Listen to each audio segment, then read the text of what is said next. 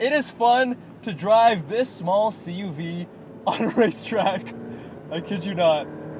Ladies and gentlemen, today we have a 2023 Alfa Romeo Stelvio Veloce.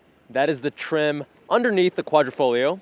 This is a gorgeous Ocra GT tri-coat paint. It very much changes colors depending on the lighting. Now this vehicle is powered by a 2-liter 4-cylinder turbocharged, cranking out 280 horsepower, 306 pound-feet of torque. But the interesting thing is that this is the lightest CUV in its class. It weighs only 4,000 pounds. Now main competitors would be BMW X3, Audi Q5. We'll do a very quick intro to the interior. It's a compact space. I'm sitting behind myself, 6'1", and it's a little bit tight.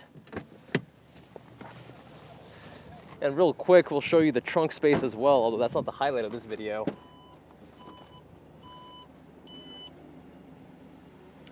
Good amount of rear cargo space, nice and long here. Shelf is a little bit higher than I'd like.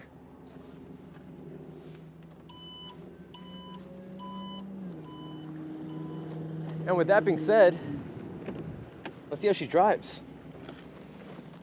Unfortunately, on these models, you are not able to disable traction control unless you get the Quadrifoglio, the peak, the pinnacle. Here we're gonna go into drive, make sure we are in dynamic mode, and we are off to the races.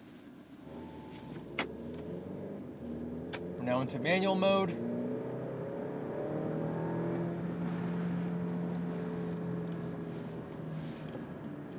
Red line is only around 6,000. If you want to go higher than that, you'll have to go with the Quadrifoglio, where you get a V6, essentially a Ferrari engine with 2 cylinders lobbed off. But in case you are wondering how a small CUV handles on track, I've got you covered.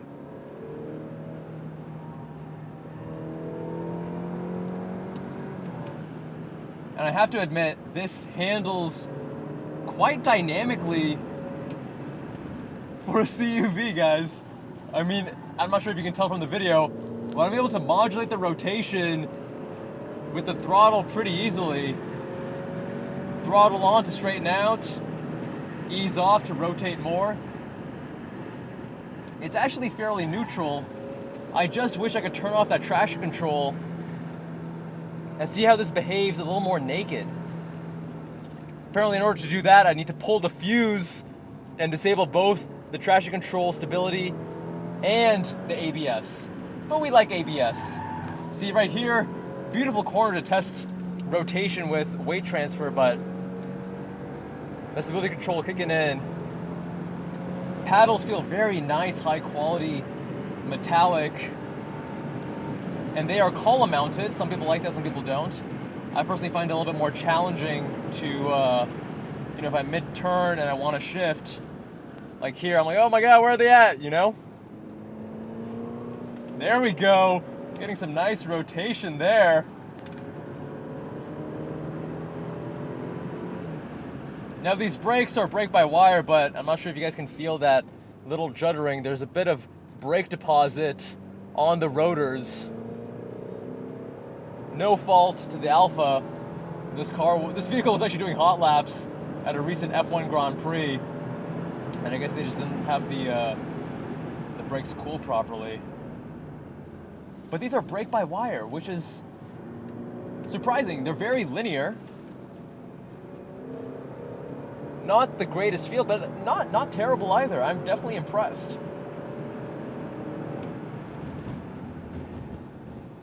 We have a ZF 8-speed automatic transmission, an industry favorite for good reason.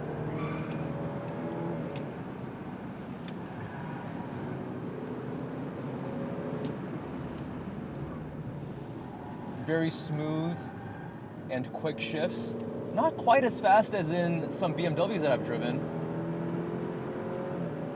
You can see there's a little bit of a delay, so the tuning is different, of course.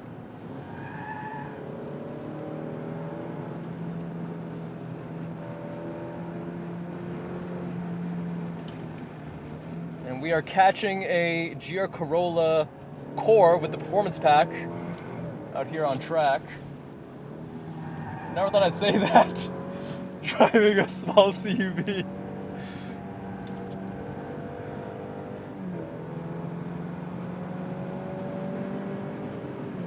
Now on the straights, of course, it's gonna walk me.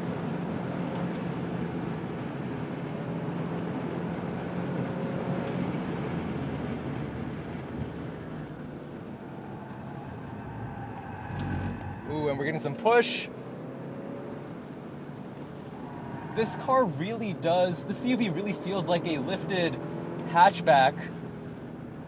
It's dynamically very impressive, I've got to say. It is definitely very impressive. I would not expect a small CUV to handle in this way. It's actually fun, guys. It is, I never thought I'd be saying this, it is fun to drive this small CUV on a racetrack. I kid you not.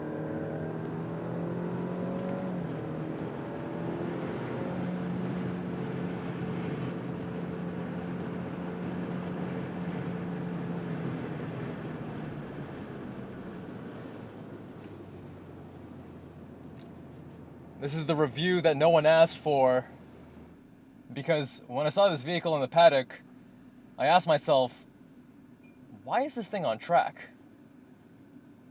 And right now we just found out. Very impressive vehicle. Got the start-stop button right on the steering wheel, like a Ferrari. And I gotta say, it's quite a looker too. Especially in this color, gorgeous color.